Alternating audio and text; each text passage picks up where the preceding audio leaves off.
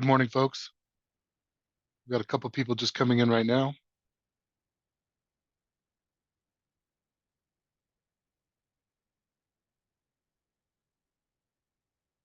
Thank you, everybody, for joining. We are sorry for getting going just a couple minutes late. We had a couple challenges with the meeting platform, but they're all squared away now. Thank you for joining this workshop, this virtual workshop on draft emergency information order regulations for the Clear Lake watershed. For the rest of the meeting, by the way, we're going to refer to emergency regulations, but this is the full name for the package of associated devices, the draft emergency information order regulations for Clear Lake watershed. This is the second of our public meetings. We had one in person in Lake County last week, and this is now a virtual session. My name is Kalen. I am a facilitator. Do not work for the water boards, but I will be helping out a little bit today, setting up the meeting. Then I'll also help with taking comments and questions a little bit later. Next slide, please. So as soon as we get this meeting going, the State Water Board staff will present on the background of the Clear Lake Hitch emergency, what's going on with this minnow, and we'll give a background on emergency information order regulations, the emergency regulations, timeline, the basics, what they will entail, and what questions we're going to be asking of you. It only takes about a half an hour to do this presentation, and then the rest of the meeting will be dedicated to your comments and questions. Next slide, please. So you can go after this information yourself. The slide presentation that you're about to see will be available at this website, and we will show this later. And then more than once today, we're going to highlight this written comments email on the bottom.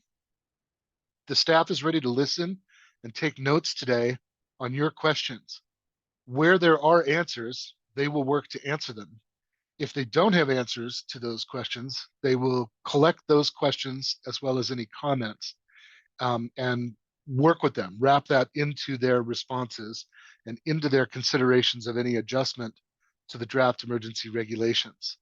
So please, in a minute, I'll explain more about how you have an opportunity here to both chat or ask questions out loud. But we also want to stress that written comments are very helpful for the record and help track your responses and put them into the record. Next slide, please. The goals of this workshop are to clarify the purpose of emergency regulations and describe their structure, what they are, where we can answer questions, and also to collect your comments, your priorities, your concerns. Next slide, please. Please, the staff is here to listen. We want to hear what is most important to you. As is true the other nights in person in Lake County, there were some very different perspectives, and people were very forthcoming and honest about their perspectives, and also were respectful of others and their views and their priorities. And we're hoping for the same here. And we're going to try to make this as informal as possible, even given the virtual format. So we won't be timing comments or anything like that. We ask that you be as concise and as direct with your comments and questions as possible, just to make space for others to participate. I see that we've got, about 40 people here today. So please help us have an efficient and effective meeting. Next slide, please. Just as a preview, we want to acknowledge that the staff of the water boards have been reaching out and speaking to different groups and communities about these draft emergency regulations. And these are some of the questions they've heard so far, and perhaps you have similar questions on your mind. Why is this data and information needed, and how will it be used? Why now? Why are there emergency regulations being considered now? Who will be subject to an information order? What groundwater data is the water board looking for? And can the current emergency regulations be changed before adoption? We will seek to touch on all of these. If you have these or other questions, we'd like to hear it. Next step, please. So things that can help the water board be most responsive to your needs are by you providing some of the following information. Any questions that you have about the emergency regulations, their structure, the timing, how they work, happy to take those. And again, we'll answer where we can. And if not, we'll take the answer and go looking for one. Any concerns you have about complying with an information order or emergency regulations. A more specific question is if you have specific types of water use that you think should be excluded from emergency regulations, they're interested in hearing that. And any other ideas and questions. So I'm going to repeat this after the staff presentation, but please let me preview now how we would like to collect, how you can participate today with your comments and questions. There's at least two ways. One is after the staff presentation, if you'd like to raise your hand, you could turn on your camera and or your mic, or I suppose your mic and or your camera. No, not or. We need the mic at least, and ask the question, and we will try to respond directly to it. Also, you can use the chat function. You can find the chat button probably near the bottom of your screen. You can type in questions. You can type in simple questions, such as about timing or getting information, or you could type in your concerns and your comments and your questions, and we will keep track of them, and I will introduce those into the session. I will read questions or groups of questions into the session. The only thing that we ask about the chat, and so you can do this even while the staff presentation is going, and I encourage you to, so that we can kind of organize them and figure out how to get them, how to get to them. The only thing that we ask in the chat room is that we don't try to do a back and forth response. Please don't respond to other people's comments or start a debate in the chat room, just because we won't be able to manage your questions then. It's we'd rather do it in person. So as much as possible, we want to make this like an in-meeting person, even though there are limitations to this format. So please feel free to add comments or questions to the chat. And if you like, when the presentations are done, we're happy to call on you and collect your questions. Next slide, please. So I would like to introduce staff environmental scientist, Ms. Abby Warner, who can help give us a background on this emergency. Thanks, Kaylin. Hi, everyone. As Kaylin said, I'm an environmental scientist in the State Water Board's Division of Water Rights. Thank you very much for being here today. We're very excited to hear your comments and questions after this presentation. So just to provide some background, and this is information that a lot of you probably are already aware of, the Clear Lake hitch is the species that we're worried about today and the reason that we're bringing forth this draft emergency regulation. So just to give us some grounding, the Clear Lake hitch is a large minnow. It's found only in Clear Lake and the tributary streams that feed into Clear Lake or out of Clear Lake. It spends most of its life in the lake, although it uses those streams to spawn and rear in the spring season. And the juveniles need a minimum of 2 to 3 weeks to hatch and migrate back out into the lake. This fish is extremely important culturally to the local tribes, and it's also ecologically important to the lake's food chain. Next slide, please. So a leading fisheries expert from the 19th century named Livingstone Stone had the following quote: "In the spring, when they run up Kelsey Creek, Cold Creek, and other tributaries to spawn, they swarm in these streams by millions, forming an almost solid mass, so that it is even difficult to cross the fords with a horse on account of them." That was in 1873, and he was speaking about the hitch during their spawning season. This photo is also from the late 1800s, and while it's impossible to tell exactly what species of fish are in this photo, we can guess that at least a lot of them are hitch as well, and it illustrates what Livingston was describing. That hitch were once so plentiful that during the spawning season, they would fill Clear Lake creeks from bank to bank, and this is what people were accustomed to seeing at the time. However, a lot has changed since this photograph was taken. Next slide, please. The decline in the hitch population has sadly been observed for many decades now. It was first recognized by tribal elders in the area. In the early 2000s, it was also documented by a group of concerned citizens who had noticed the decline as well.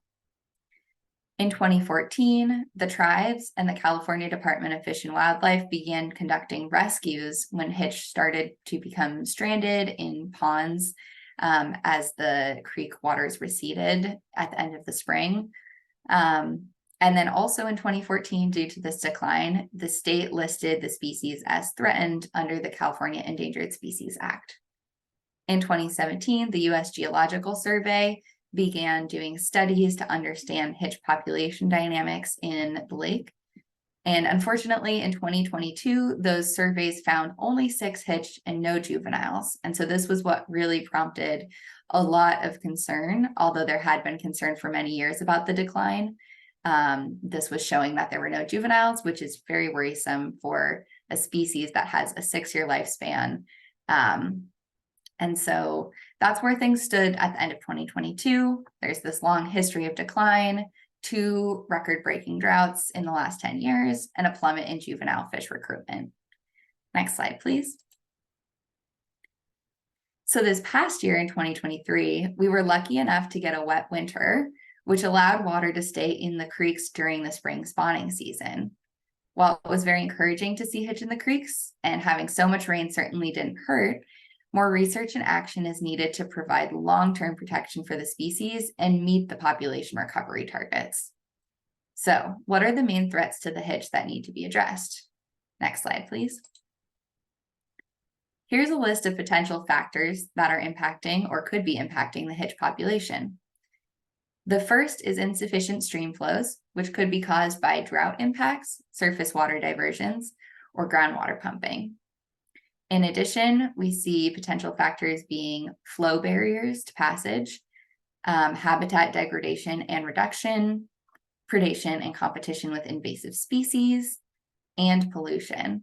And so there are sort of additional examples under each of those categories of potential factors. But what I just want to mostly highlight here is that all of these factors, they're complex, they're overlapping, and they require collaborative action. Next slide, please. There are many people that are already taking action to protect the Clear Lake Hitch population. It would be impossible to represent all of the different groups that are working on this problem and all the different aspects of these threats. But we just wanted to try to represent some of the projects that are going on, and I'll speak about a couple of these just to start at the top of the list. So the first one I wanted to highlight is the fact that the tribal environmental departments in the area have been doing critical Hitch rescues for many years now. Secondly, I wanted to highlight that members of the Lake County agricultural community have formed a group called the Lake County Land Stewards, which has developed a voluntary conservation plan to collect data, do research, and identify different conservation strategies. Thirdly, I'd like to highlight that the California Department of Fish and Wildlife has been working with Lake County, the California Conservation Corps, and landowners to do critical removal of passage barriers that are in the creeks. So they just finished a major cleanup project of vegetation and trash that were in the creeks. It was completed this summer in Adobe Creek, Coal Creek, and Magaslu, and they hope to conduct more of these removal projects in the future. So next, I'll talk about the State Water Board and the draft emergency regulations that are the topic of today's workshop. Next slide, please. This slide highlights the State Water Board's involvement in the Hitch drought emergency specifically. I will point out that the state and regional boards have been working on water quality and drinking water issues in Clear Lake prior to this project, but this timeline describes the board's involvement in the Hitch drought emergency specifically. So, following the recent droughts and the Hitch population declines that I had spoken about earlier, local tribes in Lake County asked the State Water Board to help protect the Hitch population during the Hitch Summit, as well as the Lake County Emergency Proclamation. Starting in February, State Water Board staff began outreach to landowners, asking landowners to take voluntary action to help us by keeping water in creeks during the critical spawning period. We also requested that landowners help us by sharing data about water use and other topics, just so that we could understand this system better. In March, the governor's drought executive order then directed the State Water Board to evaluate minimum in-stream flows, work with water users and tribes on voluntary actions, and consider emergency regulations to protect the Hitch. This executive order also gave the State Water Board the authority to create drought-related emergency regulations in the Clear Lake area. In light of these requests and the governor's order, we have been doing preliminary data analysis this year. Next slide, please. What we found from our preliminary data analysis is that groundwater pumping may be impacting creek flows, but we need data to understand the magnitude and the timing of those potential impacts.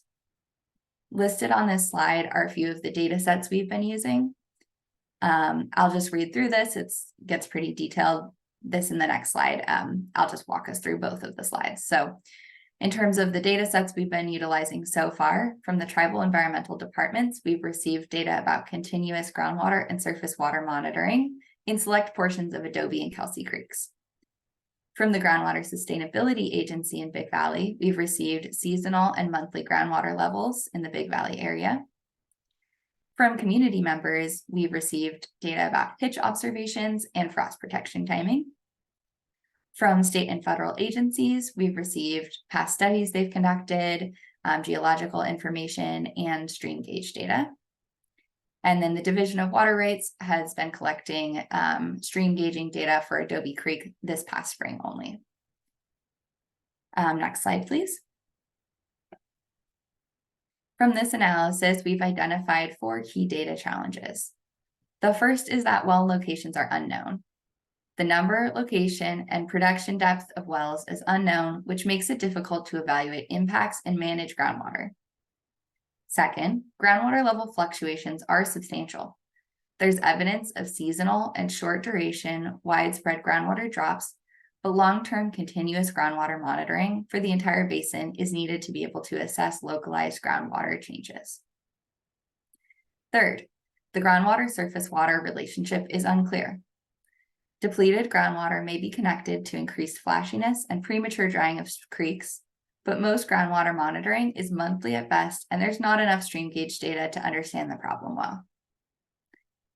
And fourth, detailed subsurface and pump test data are not available. Accurate stream flows are challenging to model, especially during critical low flow periods. Pump test data and well logs are needed. In light of these data challenges, we've realized that we need to fill these key data gaps. I will now pass it off to Max Cassell to discuss the role that the emergency regulations will play in addressing this need for data. Thank you, Abby, for that overview of the current situation. I'm Max Cassell, environmental scientist in water rights, and I'll be going over the details of the proposed regulation. Now, the purpose of this regulation is to gather information on water use in the Clear Lake watershed to identify how groundwater pumping and surface diversions influence creek flows critical for hitch spawning and rearing. Because of this, the area the regulation covers is the entire Clear Lake watershed. Now, we recognize that Clear Lake watershed can mean a couple different things to different people. So for clarity, in this regulation, Clear Lake watershed is specifically the area outlined in orange on this map. With that said, much of our work so far has been on the creeks highlighted here in blue, which are the ones where hitch are known to spawn: Cole, Kelsey, Adobe, Manning, Scotts, and Middle Creeks. So probably the most pressing question for a lot of people here is, what does this regulation do? I'm going to go through the components of the regulation here. Put simply, the board could require some or all water users, including groundwater pumpers, to report information on water use. This requirement would be made through an information order, which we would send out to water users that we want to hear back from. Recipients of the information order would have a deadline to respond, and failure to respond by the deadline could lead to penalties. Because this is an emergency regulation, it's not permanent. It would expire after 1 year. And finally, the regulation allows for alternative compliance arrangements.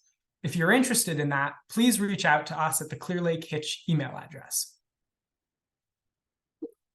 Okay, so what types of information are these orders going to ask for? We are planning to collect information on water use. The sorts of information we will ask for are things like groundwater well location and depth, where, when, and how that water is being used, the volume and timing of diversions, the basis of water right under which water is being taken, the parcel details of where water is being taken, and other relevant information.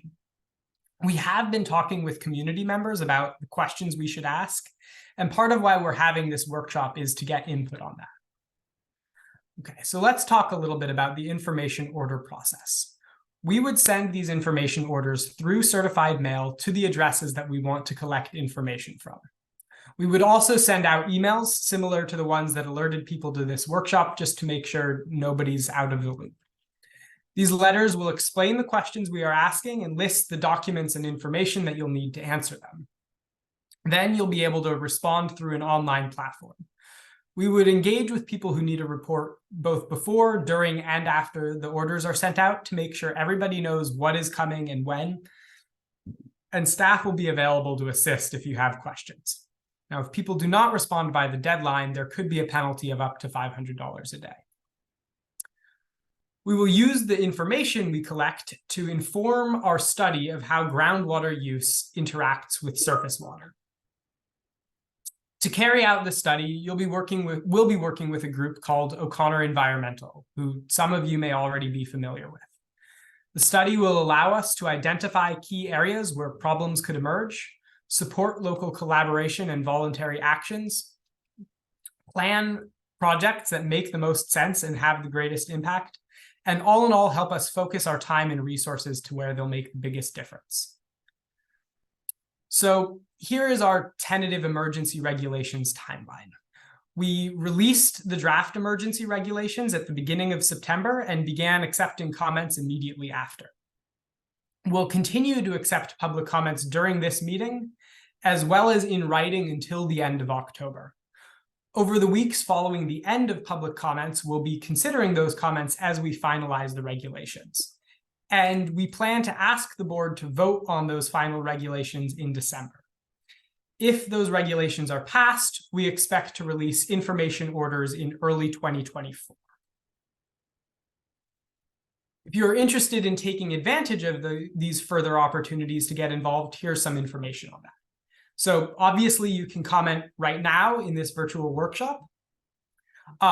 If you want to comment in writing, you can send those comments to the email address listed here, and we'll accept comments through there until the end of the month. And all of this information is also on our website, because I know you can't click links in a PowerPoint. And now Kaylin will take us on to the next part of this workshop. Excellent. Thank you, Max and Abby. I appreciate that we are collecting good comments and questions in the chat room, and I'm going to go to those in just a minute.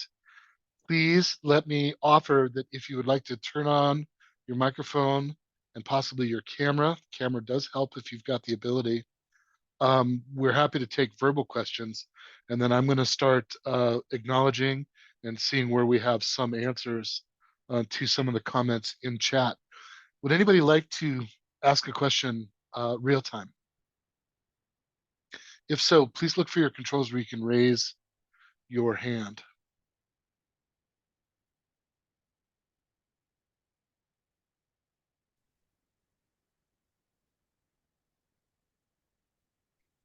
Well, great.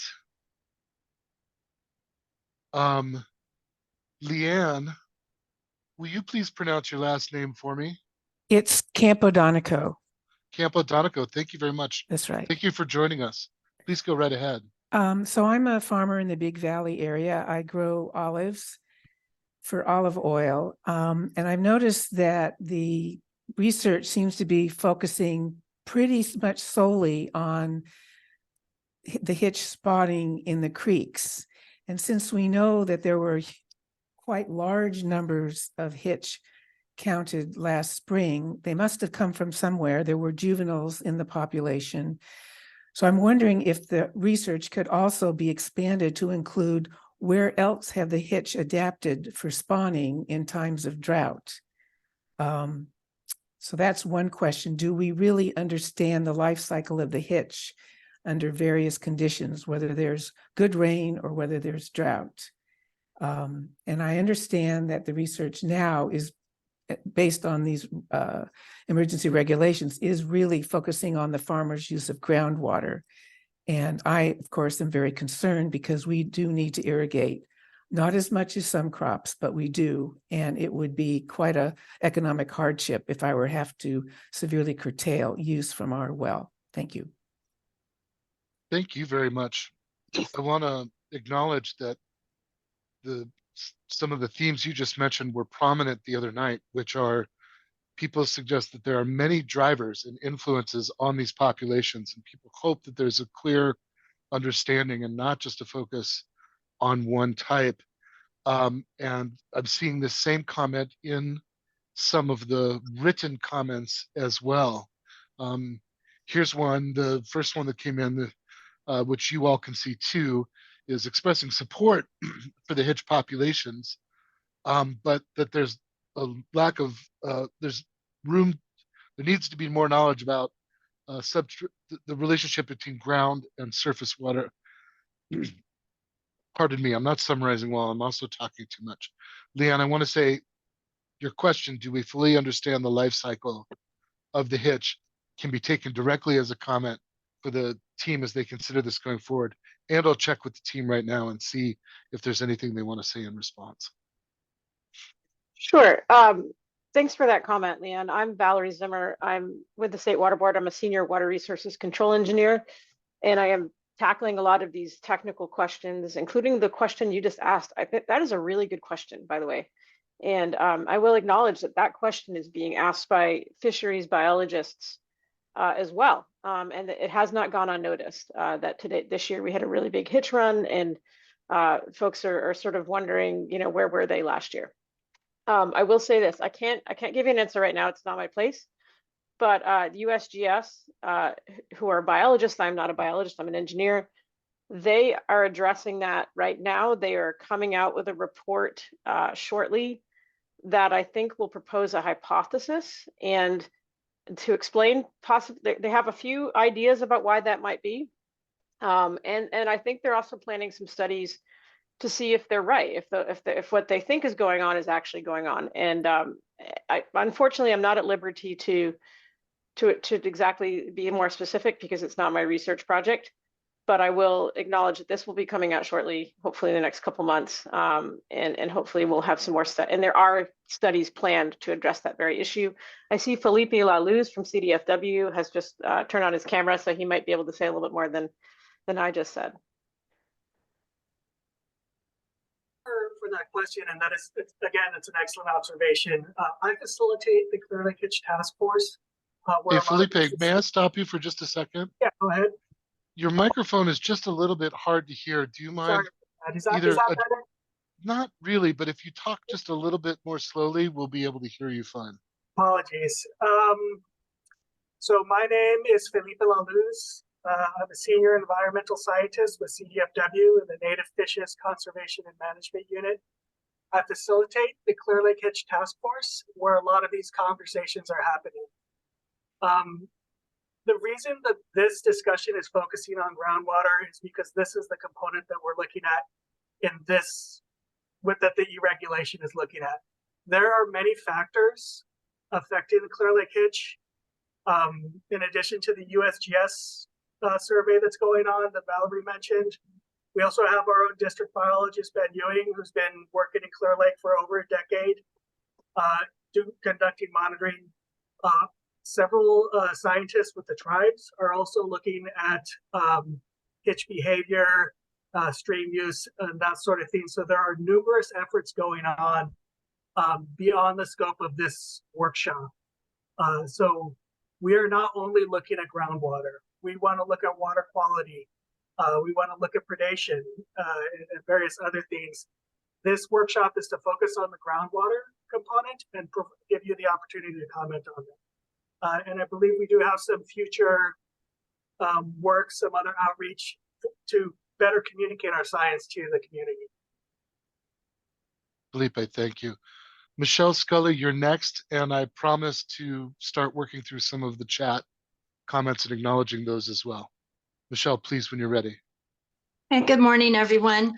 I saw and just to preface this, I am a biologist by training. So I did see on Abby Warner's report, Abby, if I saw this correctly, it said in 2022, 6 Hitch. It didn't seem right to me, but I have not seen any 2023 spawn numbers. So I'm wondering if anyone can share those with me.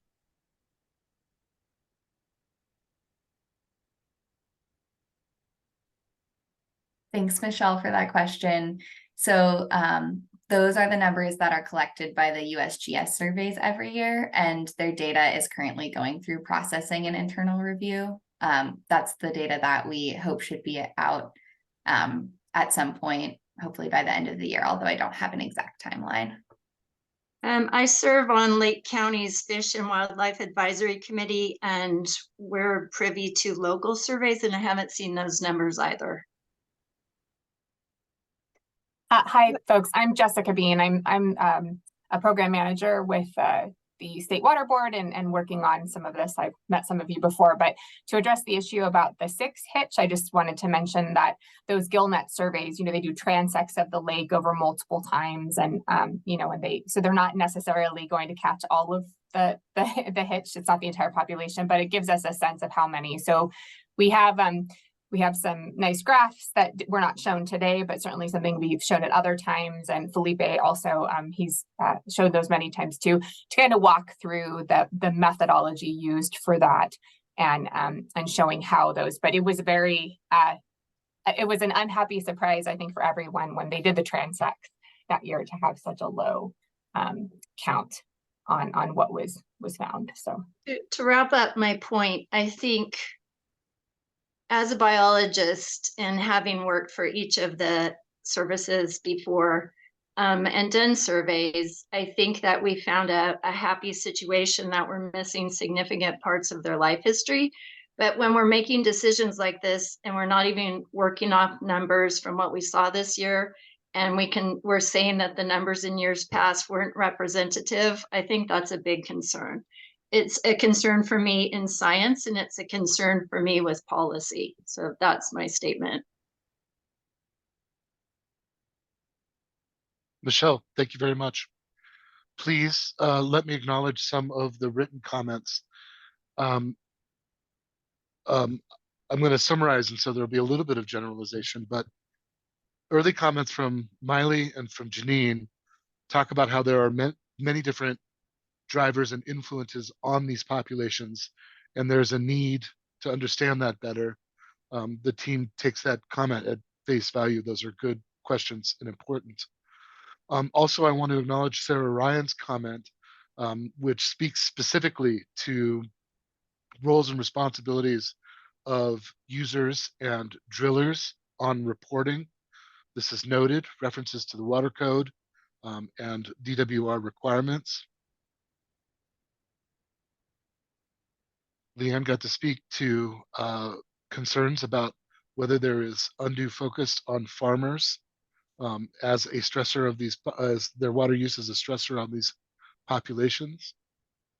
Want to see if there's anyone on the team that wants to speak to Miley's reference. I volunteered my well within a few feet of a major creek to provide water as needed for the fish. Why not pursue this solution instead?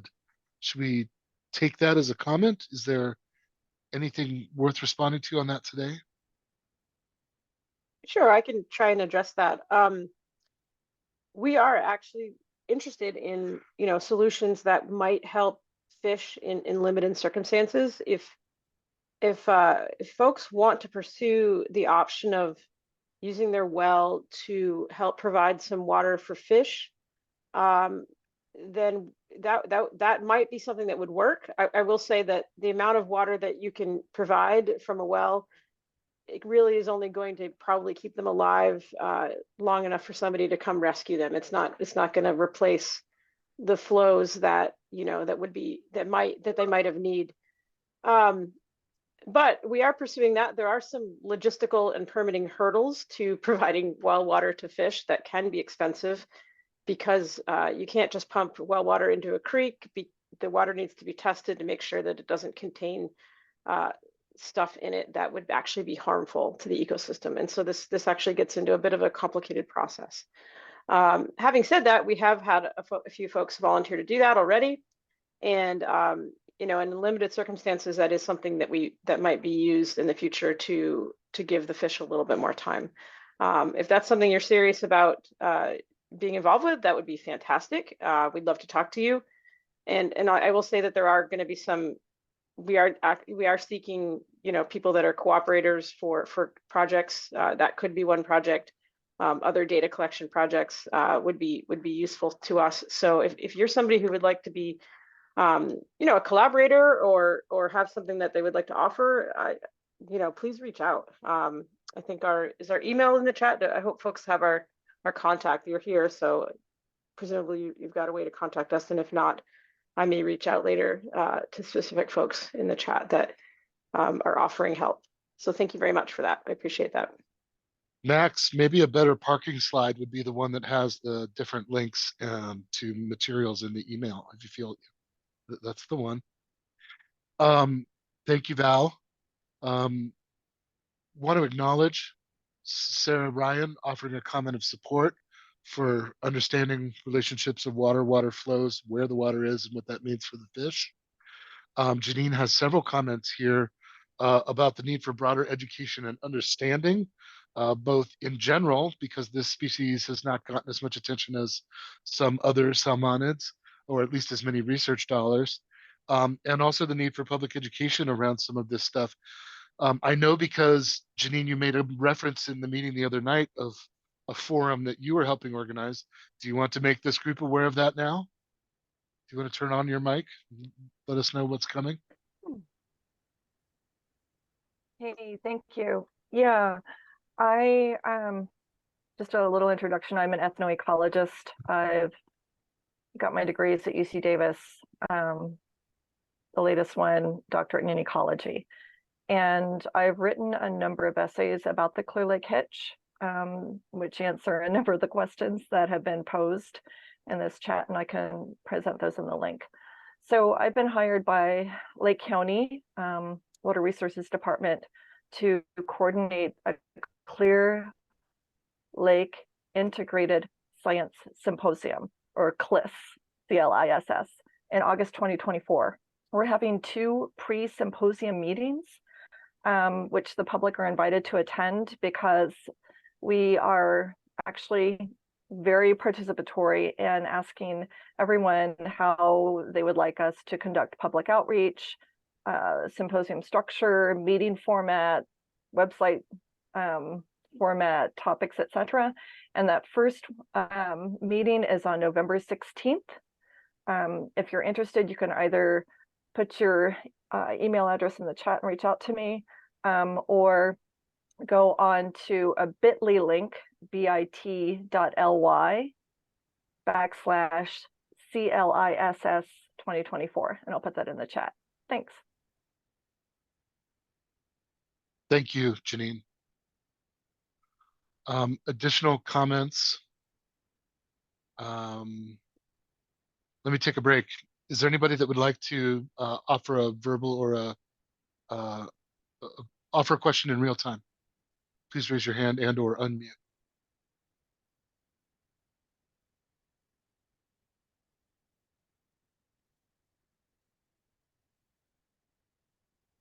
Back to the questions from the chat room. Acknowledgement of past populations and trends and the general trend of the fish. Additional requests for more understanding of this species and its life cycle.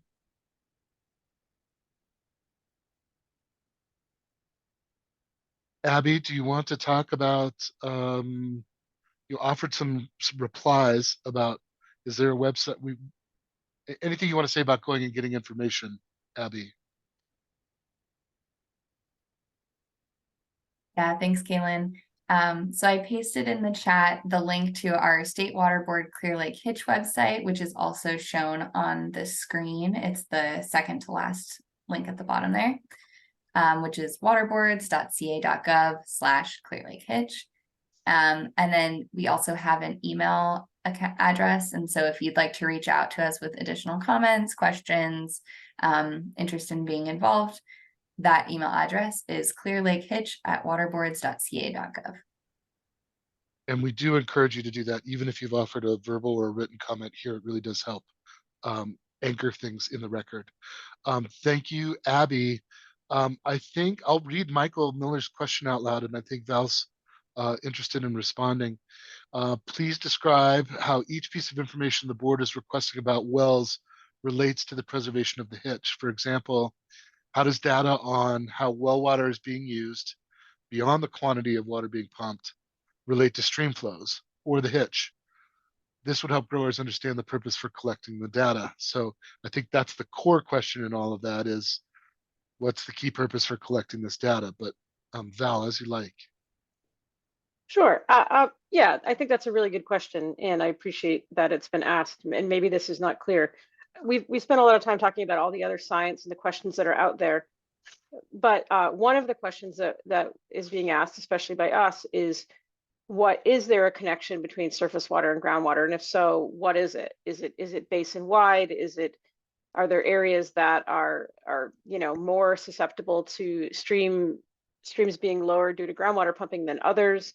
And that's kind of what we're asking. And if it seems like we're very focused on groundwater and stream flows, I will say that's kind of what we do. Like, we're the State Water Board, and I don't want to give the impression that we are alone in this project. There are lots of other things going on, but what we do is we focus in on sort of water flows and water amounts. That's why we're focusing on these areas. And so one of the things, we do have some data. The county has collected some data over the years on a monthly basis.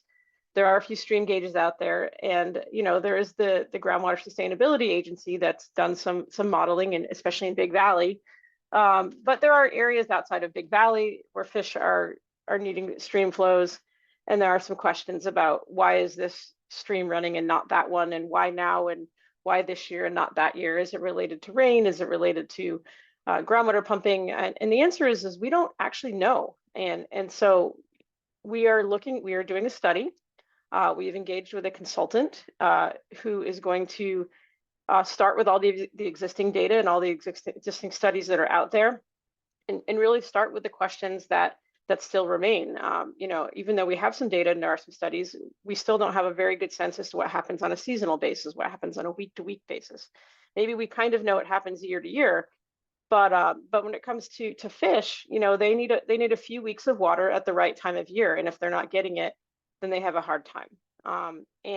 And so we are looking at building a surface water, groundwater analysis study, possibly a model, and we'll be using, we need to know, where are the wells? Like, where are people taking water in order to better understand, any signals that are in the groundwater? We would like to know, we have a general idea of how much water folks are using, but we don't know exactly, right? If we go into a model and we make some assumptions, our assumptions could be wrong. And so this is kind of an opportunity for growers to correct those assumptions.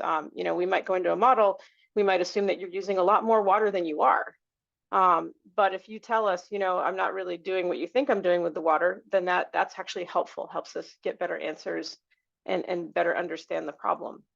Right now, we believe only maybe a third to half of wells have known locations in the county. And so that makes it really hard to build an accurate model. I also want to distinguish around, well metering and well monitoring. Folks think, we're asking questions about wells, we're only interested in what they're doing. And of course we are interested in what you're doing, but we're also interested in sort of what's generally just going on in the groundwater as a whole. When there are monitoring wells, sometimes those are wells that nobody is using for production. And what we're doing is monitoring the level of the groundwater in that area. And that level could be something that you're doing locally, or it could be something that's happening around you that is natural, or it could be something that is affected by somebody nearby. But the point is that If we don't know what the groundwater is what's happening in the groundwater on a week-to-week basis or a day-to-day basis, then it makes it really hard to draw conclusions about how that's affecting the streams. And so that's kind of what we're looking for, is a better understanding of the groundwater system and how it's being used and how that might be connected to the stream flows. And I don't know if that's too lengthy of an answer, or if that answers your question. I see Michael Miller has come back online, but I'll let him follow up here because it looks like he'd like to. And you're on mute. Thank you. I appreciate that. If you go back to that slide that you guys had, I just want to say, one, I greatly appreciate all your work in this area. And I know that you guys have put a ton of energy and resources into this. And I very much enjoy the collaborative relationship that we've had on this issue and want to continue working together. The question that I get from growers a lot is relative to, if you go back to that slide about the specific information requested, right? Beyond the amount of water being pumped, when it's being pumped, and where it's being pumped, how does the rest of that information tie back to the hitch? Because that's where I think things get a little confusing, because I can easily explain, where, how much, and when is being pumped, why that's relevant potentially to measuring stream flows and how that affects the hitch. I get that, but beyond that, like the basis of the water right, the parcel details, some of that I have a hard time explaining to people. So maybe if you could spend a little bit of time explaining why that information is important in the hitch and how it ties back to stream flow information and that kind of thing. That's what I'm trying to get at. Yeah. The basis of the water right, this is probably a little bit confusing, but that really is about surface water. We don't know if folks are taking stream water directly, and if so, but at the Division of Water Rights, folks are required to report surface water diversions. And many people in the basin may have water rights, and although we have a database on that, sometimes there are people that are using water that don't know that they either need to report or that they need to have a water right. And so sometimes we ask that question because our database may be actually out of date and there needs to be some follow-up on that.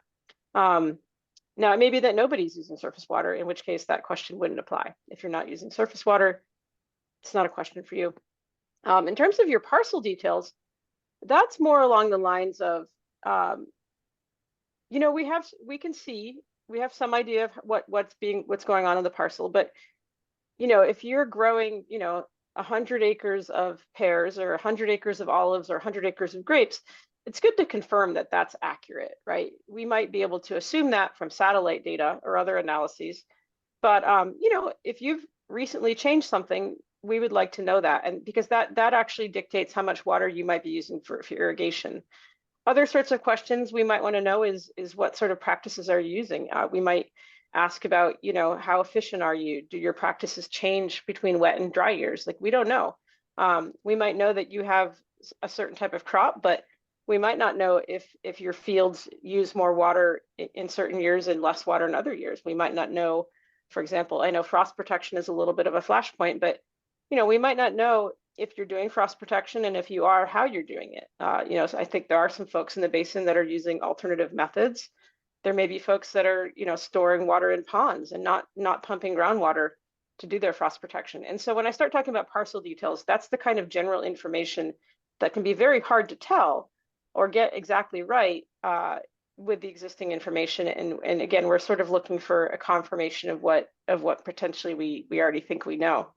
But Go ahead. that's the question, though. The question, though, I get the information mixed up, but how does that tie? For example, how the water is being used, how does that tie back to the hitch? Is the question in general, right? So, if you know when it's being pumped, where it's being pumped, how much is being pumped, what difference does it matter relative to the hitch if the water is being used for pears or grapes? Right. That's kind of the question in general. Got it. Okay, so the hitch have a spawning and rearing and migration season. I won't just say spawning because it's not just spawning. They go up the creek, that's the spawning. They lay some eggs. Those eggs take some time to hatch. That takes 10 days, something like that. And then the youngsters have to, you know, get out of the creek, and they can stay in these creeks a long time. And so the timing of when water is being used can be important to the fish runs, right? If folks are using water at the same time that the fish are running and their wells are near the creek, then it's possible that, you know, overall, everybody doing, say, an activity all at once could actually cause the creek to dry up earlier than perhaps it would have in the past. We don't know this. I'm not saying that's definitely happening. I'm just saying that's the sort of thing we want to know. And the way that we are getting at that information is through this surface water, groundwater analysis in this model. You know, and also data collection, right? We're also looking at collecting more data about what the wells are doing, what the groundwater is doing, what the streams are doing. And we want to know how that data is, what's happening in time, I guess. And so the timing of these water uses and the water pumping could actually be really important to the Hitch, I guess is what I'm trying to get at. And that's why we're asking the questions about agriculture production, because we understand that, you know, pear irrigation and pear frost protection is not the same as grapes, is not the same as olives, is not the same as, you know, growing grass for cattle or horses or whatever it is. We know that these sorts of activities have different water uses, different water amounts, and different water timing. And that's and all of that will go into the model to get a better idea of what's actually going on, so that when we have a model that has real data on what the groundwater is doing, there's going to be some component that will be the diversion, the stuff that's being taken out and being used and how it's being used. But we have to, you know, if we don't get that right, then we might draw incorrect conclusions. And so does that answer your question a little bit better? I'm hoping that this is a little more clear. Yeah, I think I understand it. I guess it's more of, you know, just looking at the second bullet. I mean, it seems like everything that you're saying is more about the first two items, not about the third. And that's kind of where it's like some of that, I think, I just speak for me. When I get questions from growers, I have a difficult time explaining how all of that ties back to the Hitch. I get if we're creating a model and we want to have that model for a variety of other purposes. I understand that, and that tie it to groundwater and everything else. But specific to the Hitch, I don't know. I guess I understand where you're coming from, but it seems like we're focused more on the when and the where and the how much versus how the water is being used, and that's where it gets a little confusing. But I appreciate what you're saying, though, and I thank you for your time on that. Thank you, Jessica, please. Thanks. To kind of also continue on that vein a little bit, and Michael, this may help to clarify a bit. You know, these are some general types of information that we're looking for, and part of what we're doing is trying to understand. So, you know, if your comment is, we should not, in fact, be asking about how water is being used, and this is why, you know, we're accepting those and we're considering them as we're, you know, moving forward to both adopt the regulation, but then later on determine what questions we are going to ask through that information order. And so it is worth noting that there's a lot of stuff that we don't necessarily know until we start digging in. So that don't know what you don't know. But I do want to mention when it comes with how water is being used, you know, when you're modeling things, looking at things like return flows, which some of you may be familiar with, you know, if you're applying water, where's that water going after application? Is it just being taken up by the plant? Is it, you know, going into the atmosphere, or is it going back into the, you know, the ground? And those are things that where the water is being placed, but also how the application of that water. And then also we recognize that there may be different ways of assessing your volume and timing of diversions. And some of those may be more or less accurate than others. And so if we have somebody coming in who's giving us a method that's potentially less accurate, we do want to be able to double check that against what we're hearing. So if we don't know what they're doing with the water, then there's no way to double check some of those things. So it's really our opportunity to look for different ways to approach quality assurance and quality controls on some of the information that we are receiving, but it also gives us some flexibility in how we're requesting the different bits of information that we're getting, because I have seen some comments about concerns over costs and things of that nature. I also do want to mention that if there are other ways for us to accept or to access information, I saw there was a comment somewhere about this information is being collected somewhere else. we're certainly looking to get a hold of that. We don't want to double report. We don't want people to have to double report. So we're looking at different options for where we can collect information to reduce any kind of reporting on recipients of this information order. So hopefully that adds some clarity as well. Thank you for that. I want to acknowledge the discussion that's going on in the chat room, which there is a good deal of back and forth.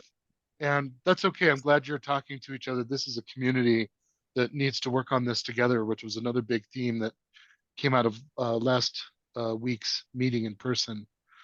I will say that for the purposes of this meeting and the ability to influence the draft emergency regulations, the most useful submissions are those that send information sources or questions or priorities to your preferences to the water board. And that is happening.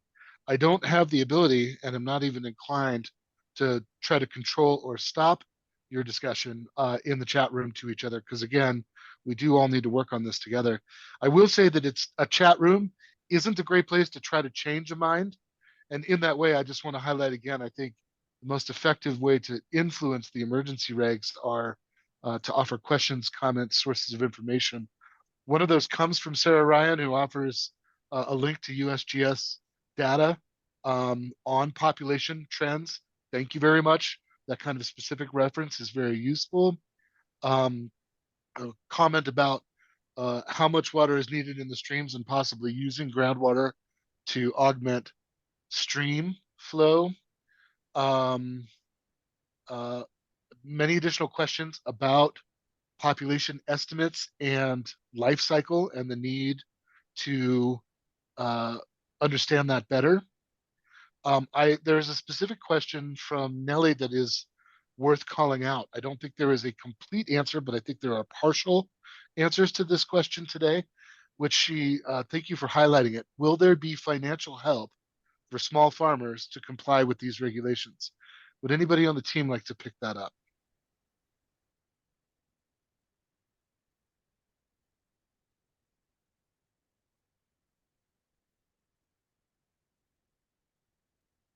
The answer may be no. We may need to come back with information on this.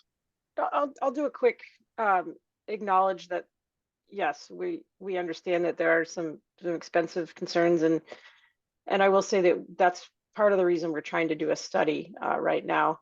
You know, part of what we're trying to do here is not just understand the groundwater surface water system, but also understand what we can do as an agency to address this issue in other ways. And it's how do we focus resources? How do we focus our time? You know, if there are things that we can do that help farmers manage their water better, or, you know, basically if there are permitting or policy changes that we need to pursue because there are barriers to, for example, using frost protection fans, or you know, storing water, or whatever it is that maybe as a farmer something you want to do, but you can't do it because there's too many rules. It's too expensive. We want to know that. That's actually something that we hope to ask is what are some of the issues that you're facing, and some of the, you know, what are potentially ways that we can help. I don't have much more of an answer than that. But I will say that we are very, we do want to hear about this. We want to hear your concerns. We want to know the hardships that this might pose, and we hope that you will continue to share that with us. I don't know if anyone else in the team wants to add on to that, or yeah. Just want to just acknowledge that comment though.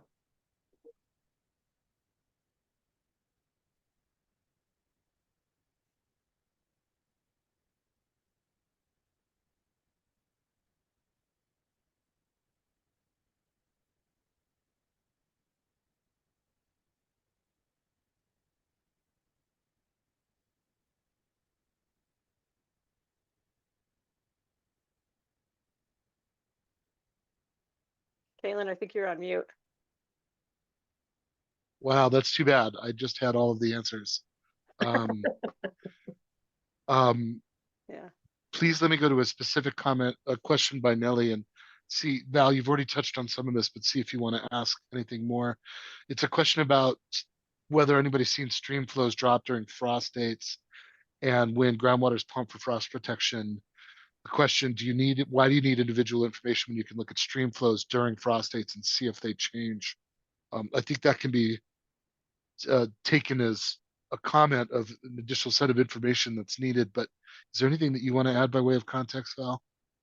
Yeah, I think this is something that we're looking at. And I will say that it's possible that there's a well right next to a creek and the stream flow drops. That's sort of one scenario I think that Nellie Dorn is referring to. And I will say that, we haven't had a lot of stream gauges all over the valley. And if we're going to, make this conclusion that the stream flows drop because of pumping, then we better be sure that the groundwater level actually dropped as well. So, and so without continual well monitoring, it's pretty hard to draw that straight line. The other potential way that this is happening is that you have just a general drop in the groundwater levels, and we know that streams do drop out in their flows through the season. We know right now, for example, that there are streams that are in the headwaters that still have water running, and then as you go downstream, it's just completely dry, right? It just all that water that came out of the hills hit the valley and goes through the gravel and dries up. Some of that's natural. And so the question that gets asked is the timing natural, right? Would these streams have stayed wet 2 more weeks or 3 more weeks in some years had the groundwater levels stayed higher? I don't know if this is happening every year. I don't know if the effects are the same in dry years and in wet years and in medium years. I think we did see a really good year this year where the stream stayed wet for a really long time because we had really high groundwater levels and we had a lot of rain. And then in super dry years, it might be that the groundwater levels just are so low that the creeks are constantly losing water even in the middle of winter. And so when the question gets asked, are we seeing stream flows drop because of frost protection? The answer is we don't know. That's an open question. Do we, and again, there's 2 possible scenarios. One is a very quick drop related to frost, and one is sort of a seasonal drop that happens very slowly and has the creeks dry up more quickly than they would have otherwise. And that is why we're asking these questions. This is why we're looking at sort of individual information. If there's a concentration in an area of the groundwater level dropping out, then we want to know potentially what's going on. I will say that we have seen some evidence of groundwater levels dropping very quickly and coming back up very quickly at the time of year that coincides with the frost protection season. We don't know if that's happening all over the basin or just in a couple of areas because we don't have enough data to sort of draw that conclusion. And so without additional data, we might say that, oh, this is happening everywhere, so it's a problem everywhere. But I don't know that that's true. I also don't know if it's true if it's happening every year because the data I've seen so far was during a very dry year. So it's possible that during a very dry year, we do see these fluctuations that maybe aren't happening in wet years or medium years. But right now, I don't know. And so the reason we are looking at collecting more data is to try to get at that in a little bit better resolution. Like, is it happening every year? Is it only happening in some years? Is it happening everywhere, or is it just happening over here or over there? And so I think those are really, really good questions. And I'm glad you're asking them because, we're asking them too. Those are exactly the kinds of questions we're asking. And I want to acknowledge that Miley offers an anecdote that supports that she has seen in her own experience, aquifers showing a dip and recovering quickly. I want to acknowledge a comment from Sarah that I'm summarizing a bit here, but that state agencies should use what authorities they have to try to and to work with counties as well to try to collect the info that's needed to answer some of these questions. There's a fair amount of back and forth in here about the topic that we were just talking about, how much and the timing and the relationship between ground and surface water. But I think Leanne gets to it in her comment at 11:08. I think this is the question on a lot of people's minds. At the end of the day, if data collected from the well shows a drop more quickly than otherwise, will you be forced to stop drawing water? And then the concern that, if that's going to be the case, how can you be so sure about causality? Does anybody want to speak to the sequence and timing of information order and any other actions that might come in the future?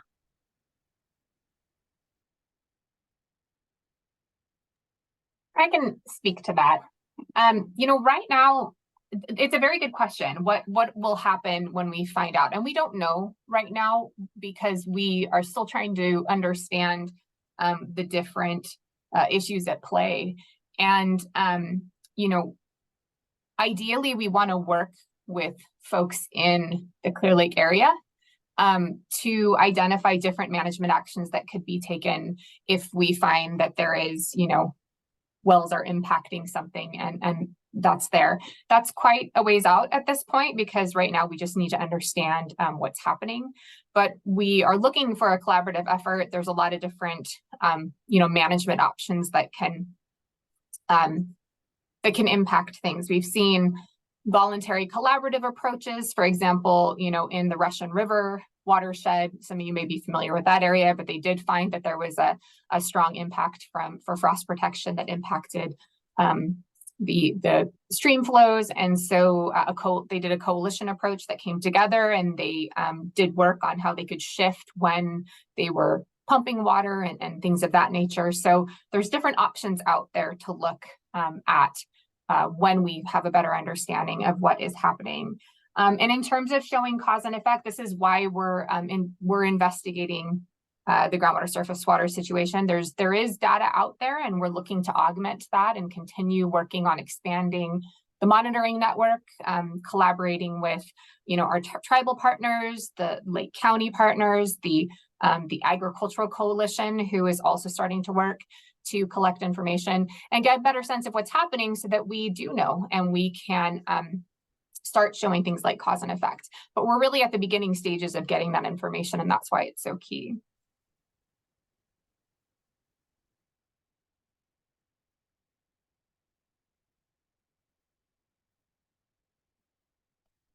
I did it again. I kept myself muted. Folks, I live in Reno. I grew up here, but I am a terrible poker player. Please let me show you all of my cards. I'm working to try to integrate and get responses to as many questions in the chat room as possible.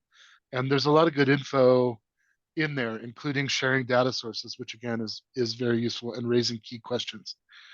The nature of the chat now is that there's enough back and forth that it's hard for me to parse which of those are questions that can possibly be addressed by the water board. The good thing is that we have this, we're both recording this session and we're capturing all of those comments. So we have them, those are in the record. Let me offer now, for the sake of this workshop, while you have water board staff and some other partners here, are there any questions or comments that you would like to make now? And if so, please offer them real time by unmuting and offering that question. Otherwise, like I said, we've got a good record of this conversation going on in the chat room, including what are the key questions that need to be asked, the importance of understanding causality, where to go get more information, looking at other programs that may help subsidize monitoring. That's all going on in the chat. If you have a question for staff, please either raise your hand or unmute and jump right in.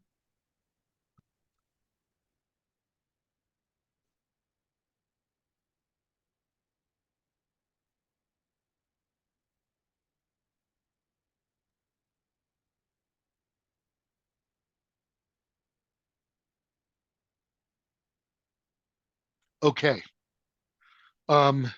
Sorry, I was then- trying to figure out where the hand Good. raise thing was on my menu and I couldn't find it. But one thing that I think is important to ask the State Water Board, and also Lake County, so it's, you know, it doesn't necessarily have to be initiated by the Water Board, it could also be initiated by Lake County, is farmers in both Sonoma and Mendocino County have already gone through this process regarding salmon and saving salmon along the Russian River and other tributaries. And they developed water demand management programs, or WDMPs. Is the State Water Board going to conduct some information meetings or help conduct some information meetings about what those are? Invite people, farmers, especially from Sonoma and Mendocino counties, to talk about why they did this, and or are farmers in Lake County showing some leadership to invite farmers from Sonoma and Mendocino County to talk about these programs, because I think they're pretty awesome. Thanks.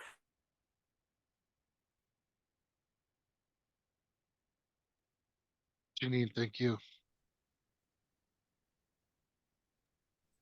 It seems like that was a combination of maybe a question, but also a suggestion. So I think it's great to take it as a suggestion and mention, you know, and this may address a few things that I've seen throughout too, is, you know, we really are at a stage with this particular emergency regulation. This is just an information order regulation. So there's nothing in this regulation that is going to prohibit any water use. I do want to specify that, and maybe that hasn't been explicitly stated, and I want to ensure that I did see some concerns over, you know, excluding frost protection, for example. And so what that would mean, that would be the question that we would have for you, is when you say exclude frost protection from the regulation, would you be saying we should not be asking any questions about frost protection? And I can honestly say that would be very challenging for us, because frost protection is one of the questions we have in our study. And so better understanding how that's going to happen is important.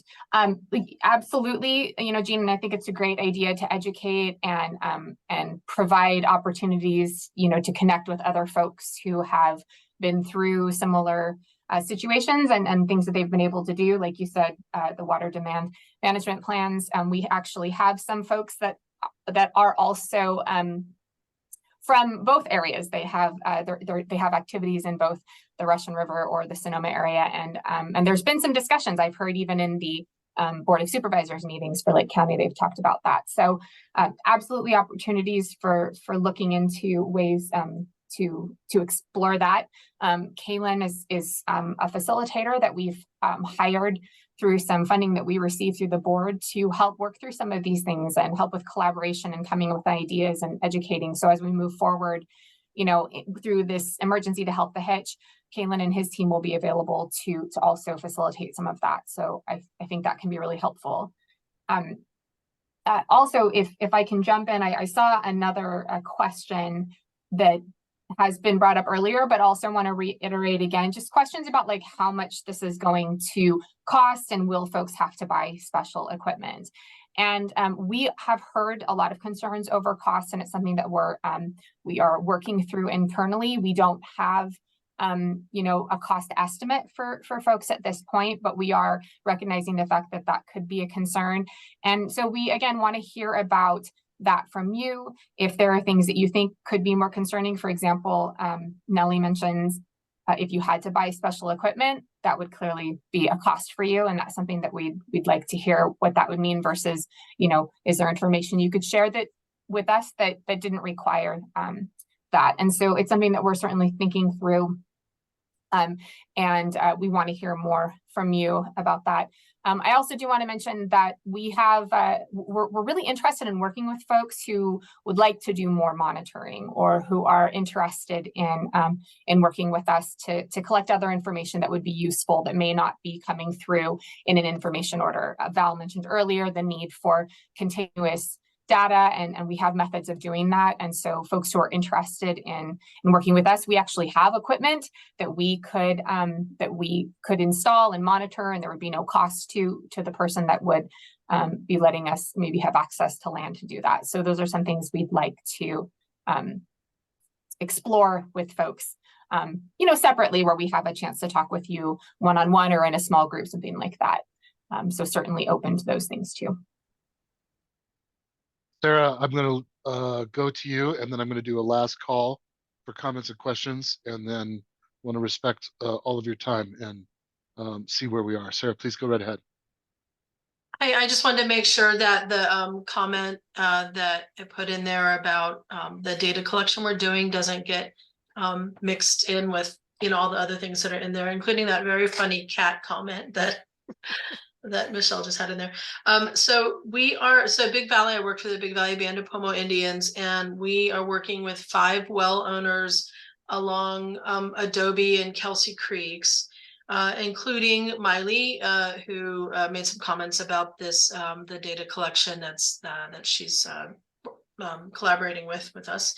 And on these creeks, you know, we're looking for more well owners who are along any creeks within the Big Valley sub-basin. We've got funding to install sonic water level indicators, which will give you every 15 minutes the water level in your well. And it's not even necessarily your well pumping, it's also what's going on in the general area of your well. It's really interesting information, and we're working with Flow West, our consultant, who they are processing the data and investigating trends, and we share this information with the well owners. And also just recently, Flow West went out to all of the different well owners that we're working with to answer questions and go over the data with them. So we have funding to install 3 more of these sonic water level indicators. And if there's anybody who's interested, I'll put my email in the chat again, but please send me an email. And we're happy to take a look and see if their well is located in a good spot. So thanks for the opportunity to mention this. And yes, it's about you know, about more information. So that's I think we all would like that. Thank you. Thank you, Sarah. Please, last call for now for preferences, suggestions, comments, or questions about the draft emergency regs. And then I'm going to leave a beat there to see if anybody wants in. And then Jessica, do you mind being ready to just talk about the timing of the public comment period and any next steps? Yeah, happy to do that. Any comments or questions? I do want to acknowledge all of your participation today. Thank you very much, including Michelle's cat. I think that means it's time. Jessica, as you like. Great, thanks, Kaylin. As you can see, this is a slide you've already seen, but we wanted to put it up here again. Today, we had our second workshop. We are going to be posting the recording online and making our slides available on our website soon. And we are requesting that written public comments are submitted by noon on October 31st.